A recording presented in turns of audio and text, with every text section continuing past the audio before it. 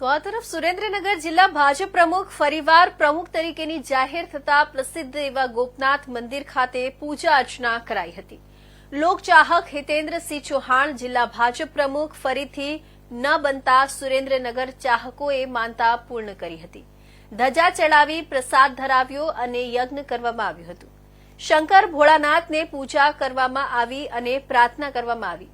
પહેલાના કાર્યકાર કરતા પણ વધુ સારું કાર્યકાર કરે અને લોકહિત માટે ભગવાન એમને વધારે શક્તિ આપે, તેમની તંદુરસ્તી જળાવી રહે અને સારામાં સારા કામ કરે એ ગોપનાથ મંદિરમાં પ્રાર્થના કરવામાં આવી હતી।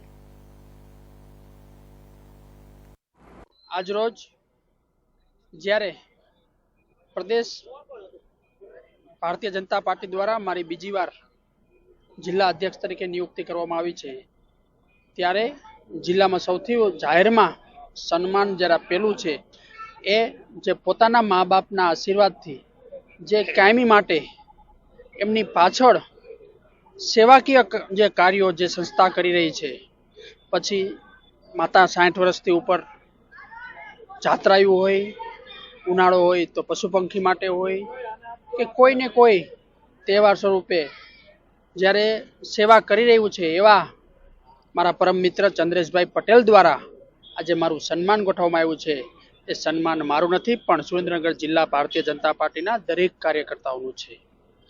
મને આનંદ એ વાતનો છે કે જે સંસ્થા સેવાકીય